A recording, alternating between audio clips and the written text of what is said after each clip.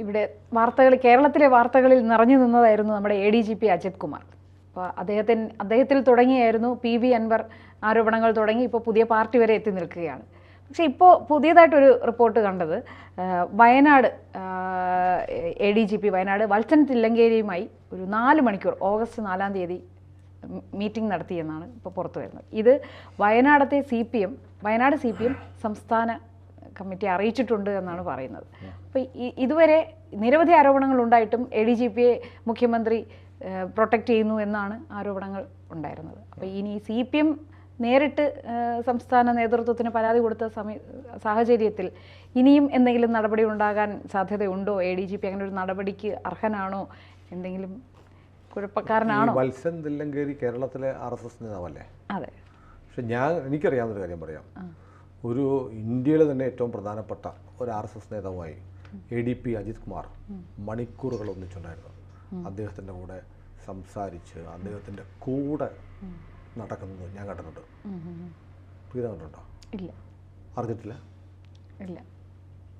ഹൗസബള്ളയാണോ? ലക്ഷക്കണക്കിന് ആളുകൾ കണ്ടിട്ടുണ്ട്. അയാളുടെ പേര് നരേന്ദ്രമോദി എന്നാ. അത് കണ്ടു. അതെന്താ കുഴപ്പമല്ലേ? അങ്ങനെ അതുകൂടെ പറയണം. ഇന്ത്യയിലെ ഏറ്റവും വലിയ RSSകാരിലൊരാൾ നരേന്ദ്രമോദിയാണ്. നരേന്ദ്രമോദിയുടെ കൂടെ മുണ്ടക്കൈ ദുരന്തം ഉണ്ടായപ്പോൾ കൂടെ നിന്ന് പിണറായി വിജയൻ ചുമ്മാ നിൽക്കുകയായിരുന്നു.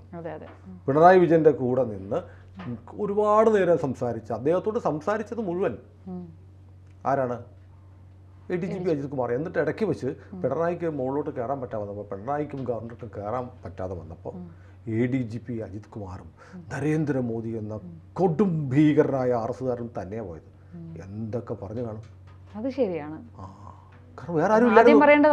അതാണ് ആദ്യം പറയേണ്ടത്. അതിഭീകരനായ ഇന്ത്യയിലെ ഫാസിസ്റ്റ് നരാധവനായ RSSകാരനും അങ്ങനെയൊക്കെയല്ലേ ഇവർ വിളിക്കുന്നത്.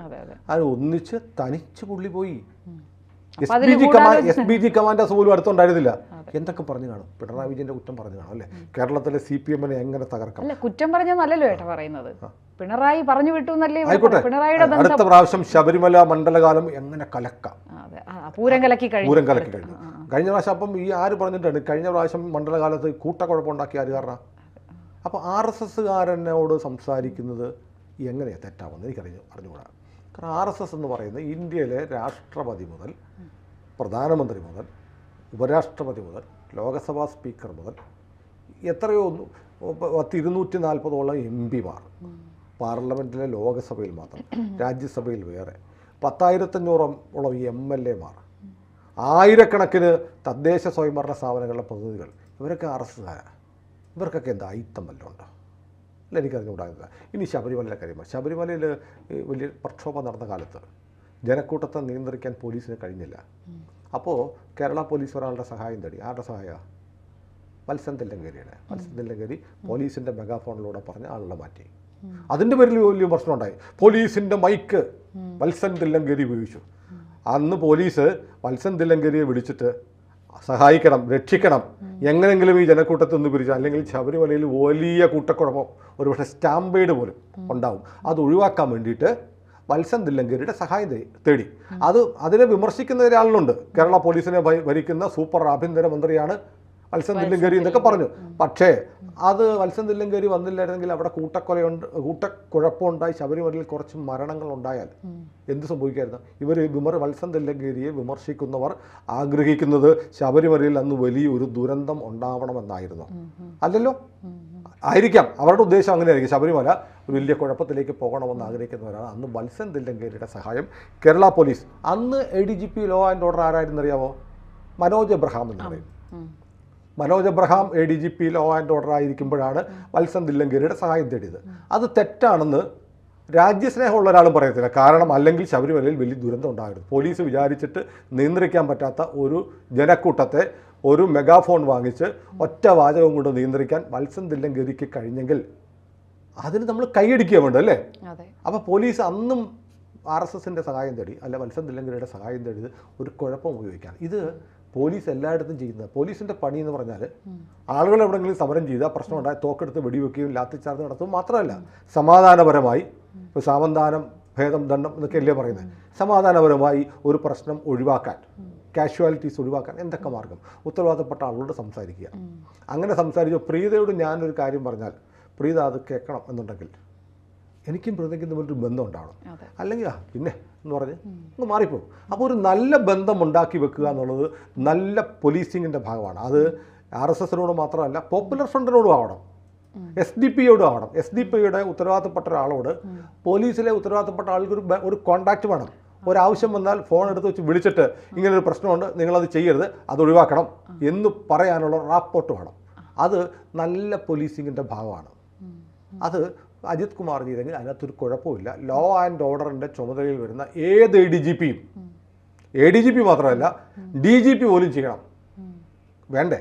അവർക്ക് ബന്ധങ്ങൾ, ഒരു കോണ്ടാക്ട് പേഴ്സൺ എല്ലായിടത്തും വേണം. എങ്കിൽ മാത്രം, അല്ലാതെ അല്ലെങ്കിൽ പിന്നെ പോലീസ് HQവിലിരിക്കുന്ന ഒരു ബൊമ്മ മാത്രമായിട്ട് ആര് മാറും?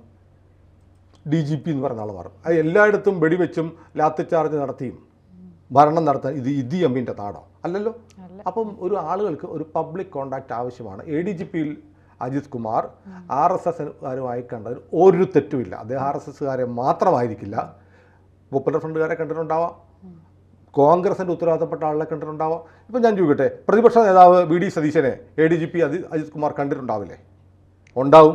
KPCC പ്രസിഡന്റ് സുധാകരനെ കണ്ടിട്ടുണ്ടാവില്ലേ? കണ്ടിട്ടുണ്ടാവും, ഉണ്ടാവും. അത് ആ ചുമതല ഏറ്റെടുക്കുന്ന ഒരാളുടെ PR-ന്റെ ഭാഗമാണ്. എല്ലായിടത്തും കോണ്ടാക്ട് പേഴ്സൺസ് ഉണ്ടാവണം.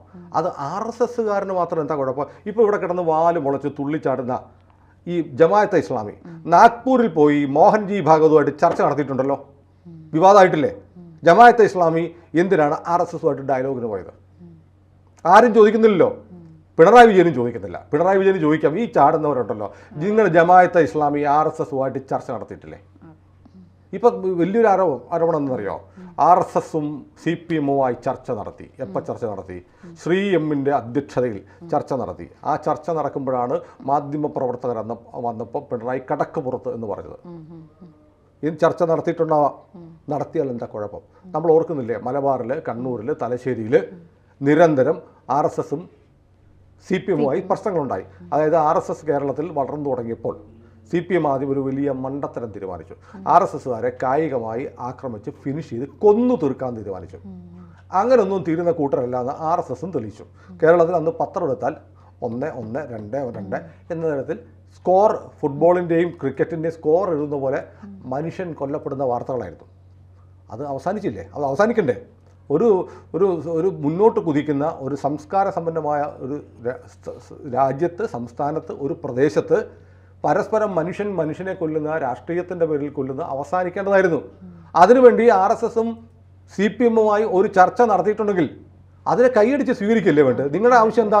നിരന്തരം RSSകാരും RSSകാരും CPM-കാരും നിരന്തരം അങ്ങോട്ടും ഇങ്ങോട്ടും കൊന്നുകൊണ്ടിരിക്കണം എന്നാണ് നിങ്ങൾ ആഗ്രഹിക്കുന്നതെങ്കിൽ നിങ്ങൾ ചോര കൊതിക്കുന്ന ചോര കുടിയന്മാരായ പഴയ കുറുക്കനില്ലേ, ആ കുറുക്കൻ്റെ റോളിലാണ് സതീശ അല്ലെങ്കിൽ കോൺഗ്രസ്സുകാരെ നിങ്ങൾ നിൽക്കുന്നത്, അല്ലെ അൻവറെ നിങ്ങൾ നിൽക്കുന്നത്. അൻവറിൻ്റെ ഉദ്ദേശം വേറെ.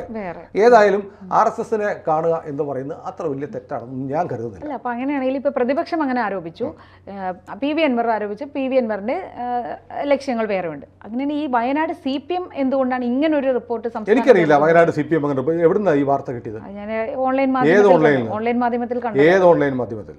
മറുനാടൻ മലയാളിയിൽ. മറുനാടൻ മലയാളിയിൽ പറയുന്ന കാര്യത്തിന് ഞാൻ സമാധാനം പറഞ്ഞതില്ല. എനിക്കറിയില്ല, ഞാൻ വായിച്ചിട്ടില്ല. ഞാനൊരു മുഖ്യധാര മാധ്യമത്തിലും കണ്ടില്ല.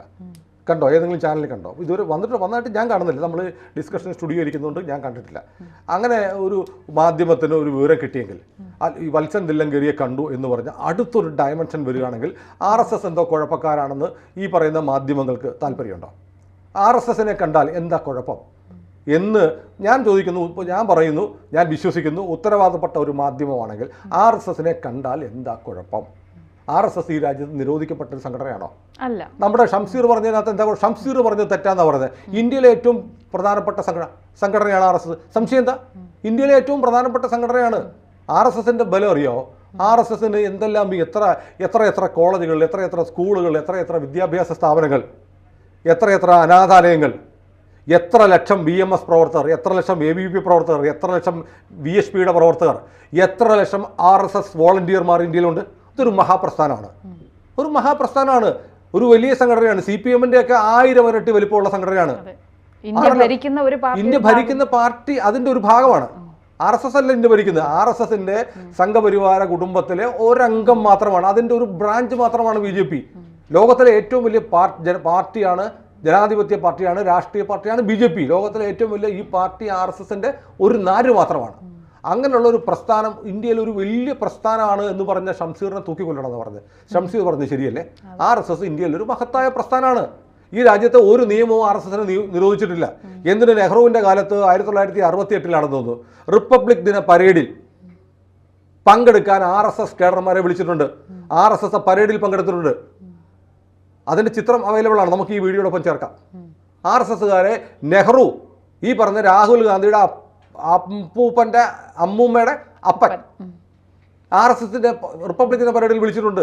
അങ്ങനെ ഈ രാജ്യത്തെ ഉത്തരവാദപ്പെട്ട KT തോമസിനെ പോലെയുള്ള ആളുകൾ ഒരിക്കലും RSSകാരനില്ല.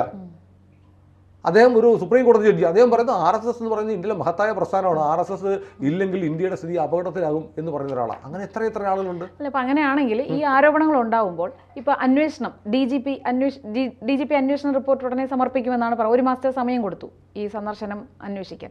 ആ അന്വേഷണത്തിൻ്റെയോ പ്രഹസനത്തിൻ്റെയോ ഒന്നും ആവശ്യമില്ലല്ലോ. ഇങ്ങനെ ഈ ഒരു മറുപടി കൊടുത്താൽ പോരായിരുന്നു? മറുപടി കൊടുത്താൽ മതി.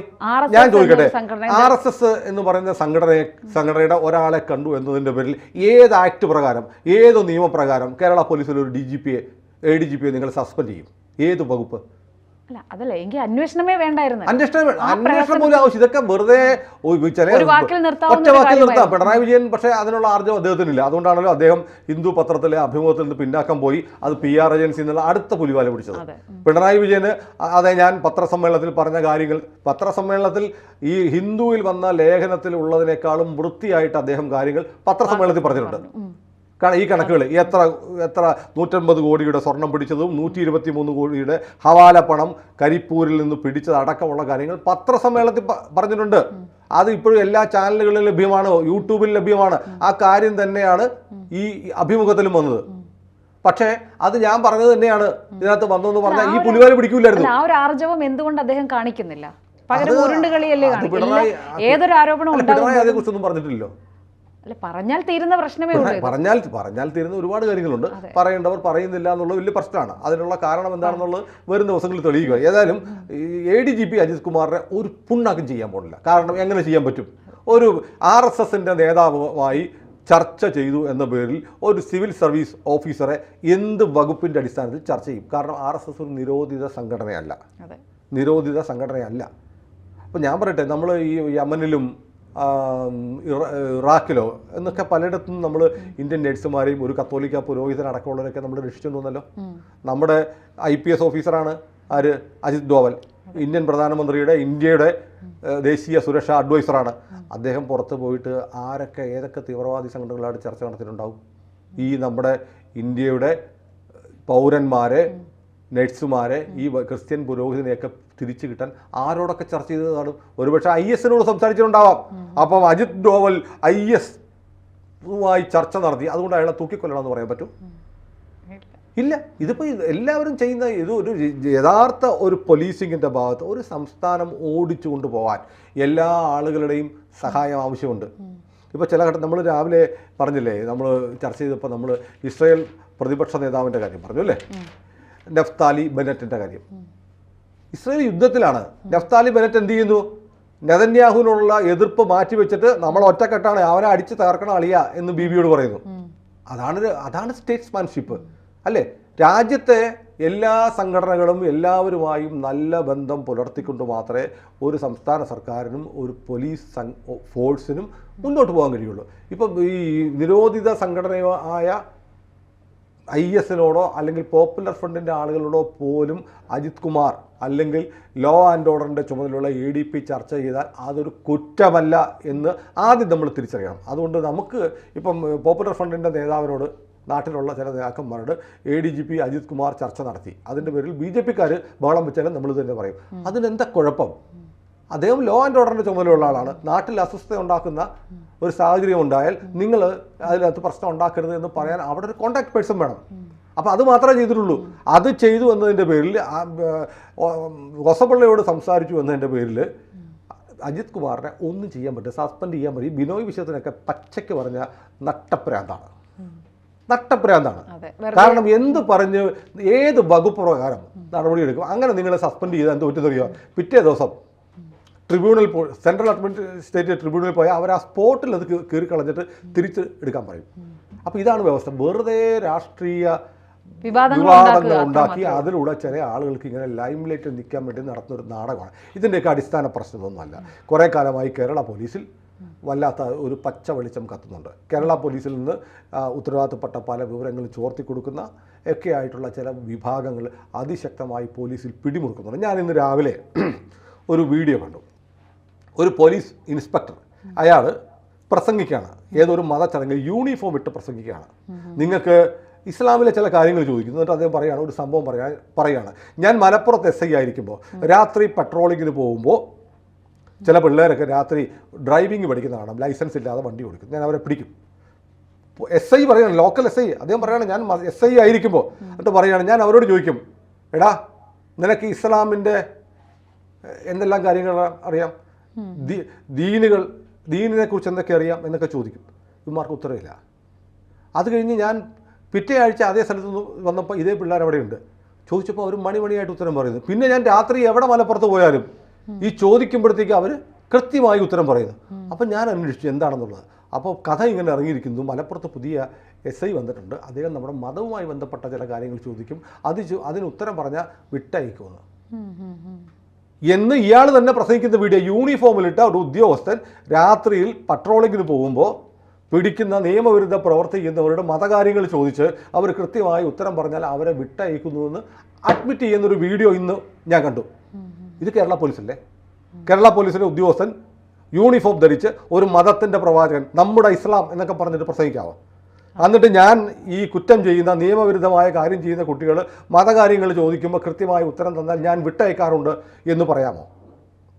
അപ്പോൾ ഇത് കേരള പോലീസിൽ വളരെ ശക്തമായി ഇത്തരം ചില സ്വാധീനങ്ങൾ കൂടി വരുന്നുണ്ട്. അതിനിടയ്ക്കാണ് ഒരു ഉദ്യോഗസ്ഥൻ വളരെ സ്ട്രോങ് ആയിട്ട് നിന്ന് ഇലത്തൂരിലെ തീവയ്പ്പ് കേസ് മുതലുള്ള കേരളത്തിലെ ചില മതഭീകര ബന്ധമുള്ള ചില കാര്യങ്ങളിലൊക്കെ ഇടപെടുന്നൊരു ഉദ്യോഗസ്ഥൻ, അദ്ദേഹം ഒരു ഹിന്ദു നാമധാരിയും കൂടിയാവുന്നു. അയാൾ ഈ പറഞ്ഞതുപോലെ RSSുമായിട്ട് സംസാരിച്ചു എന്നതിൻ്റെ പേരിൽ ശ്രമിക്കുന്നതിൻ്റെ കാര്യം ഇവിടെ ചില കാര്യങ്ങൾ ചിലർക്ക് അവരുദ്ദേശിക്കുന്ന തരത്തിൽ നടത്താൻ പറ്റാത്തതിൻ്റെ ക്രിമികടിയാണ്. ചൊരുക്കല്ല, ക്രിമികടിയാണ്. ആ ക്രിമികടിക്ക് തൽക്കാലം വല്ല ചുണ്ണാമ്പും തെക്കുന്നതായിരിക്കും നല്ലത്. അല്ലാതെ അജിത് കുമാറിൻ്റെ നെഞ്ചത്തോടൊന്നും കയറേണ്ട കാര്യമില്ല. ഞാൻ പറയുന്നത് അജിത് കുമാറിനെ നടപടിയെടുക്കാൻ ഒരു വകുപ്പുമില്ല, ഒരു നിയമവുമില്ല. അദ്ദേഹം വിജിലൻസ് കേസുണ്ട്. വിജിലൻസ് കേസുള്ള അദ്ദേഹം ഒരു വീട് വെച്ചു എന്നാണ് അറിയുന്നത്. കവടിയാറിൽ വീട് വെച്ചു. ശരിയാ, ഞാൻ അന്വേഷിച്ചപ്പോൾ അവിടെ വീട് വെക്കുന്നിടത്ത് അദ്ദേഹം ബോർഡ് വെച്ചിട്ടുണ്ട് പരസ്യമായിട്ട്, അജിത് കുമാറിൻ്റെ പ്രോപ്പർട്ടി അണ്ടർ കൺസ്ട്രക്ഷൻ. അതാണോ രഹസ്യമായിട്ട് ചെയ്യുന്നത്? അപ്പോൾ വേണമെങ്കിൽ വേറെ വല്ല അഴിമതി കൊണ്ടുണ്ടാക്കിയതാണെങ്കിൽ ആരും അറിയാതെ രഹസ്യമായിട്ട് പണിയും. വേറെ ആരുടെ ബിനാമി പേര് മേടിക്കും. ഇത് അങ്ങേരുടെ പേരിൽ സ്ഥലം മേടിച്ചു, അങ്ങയുടെ ഭാര്യയുടെ പേരിലുള്ള പ്രോപ്പർട്ടി ഉണ്ട്, അങ്ങേർക്ക് ഭാര്യ വഴി കിട്ടിയത്. ഇതെല്ലാം കൂടെ ചേർത്തിട്ട് എത്ര രൂപ വില കൂട്ടുക? 1,60,000 1,60,00,000 രൂപയോളം അദ്ദേഹം ബാങ്കിൽ നിന്ന് ലോൺ എടുത്തിട്ടുണ്ടെന്ന് കേൾക്കുന്നു. പരിശോധിക്കാം. അദ്ദേഹത്തിൻ്റെ വരവിൽ കവിഞ്ഞുള്ള സ്വത്താണോ ഉണ്ടായിട്ടുള്ളതെന്ന് നോക്കാം. ഇതൊക്കെയല്ലേ ചെയ്യാൻ പറ്റുള്ളൂ. പിന്നെ ഭൂഗർഭത്തിലേക്ക് ഒരു നിലവറയുണ്ടാക്കി. പിന്നെ അവിടെ 2 നില കൂടുതൽ വെക്കാൻ പറ്റില്ല. അപ്പോൾ ചിലപ്പോൾ ഒരു സെല്ലാർ ഉണ്ടാക്കി കാണും. എത്രയോ വീടുകൾക്ക് ഇന്ന് 1 നില അടിയിലേക്ക് ഉണ്ടാക്കുന്നുണ്ട്. നിയമം ഒരു അടിയിൽ എന്താ പുള്ളിക്കെന്താ മനതിൽ കള്ളനോട്ട് അടിക്കാൻ വേണ്ടിയിട്ടാണോ? അദ്ദേഹത്തിന് ADGP ആണ്, അദ്ദേഹത്തിന് പോലീസും സന്നാഹങ്ങളൊക്കെ ഉണ്ട്, അവർക്ക് താമസിക്കാൻ സ്ഥലം വേണം, ഇതൊക്കെ വേണ്ടേ? അതിന് വേണ്ടിയിട്ടറിയാം. അല്ലെങ്കിൽ എന്തെങ്കിലും ആവട്ടെ, അദ്ദേഹത്തിന് എന്തെങ്കിലും പറഞ്ഞു എനിക്ക് ഭൂമിക്കടിയിൽ ഒരു നില വേണം എന്നൊരാൾ തീരുമാനിച്ചാൽ എന്താ കുഴപ്പം? 3 നില വെക്കാൻ പറ്റത്തില്ല, അതുകൊണ്ട് 1 നില അടിയിലേക്ക് ഉണ്ടാക്കി. വലിയ കുഴപ്പമാണ്. അടിയിലേക്കൊരു നില വേണത്. ഇവിടെ എത്ര വീടുകൾക്കുണ്ട് അണ്ടർഗ്രൗണ്ടിലേക്ക് നിലകളുള്ള വീടുകൾ. അപ്പോൾ ADGP അജിത് കുമാർ മാത്രം ഇതൊന്നും ചെയ്തുകൂടാ. ഇതൊക്കെ വെറുതെ പറഞ്ഞുണ്ടാക്കുന്ന ചില കാര്യങ്ങൾ ആണെന്നാണ് എൻ്റെ വിശ്വാസം. ഒരു കാര്യമില്ല, രാഷ്ട്രീയ ലാക്ക് മാത്രം മുന്നിൽ കണ്ട് ചെയ്യുന്ന ചില ക്രിമികടികളാണ്. ഈ ക്രിമികടികളൊന്നും നമ്മൾ നോക്കണ്ട. മത്സ്യം തില്ലങ്കേരിയെ കണ്ടെങ്കിൽ കണക്കായിപ്പോയി. അത്രേ ഉള്ളൂ.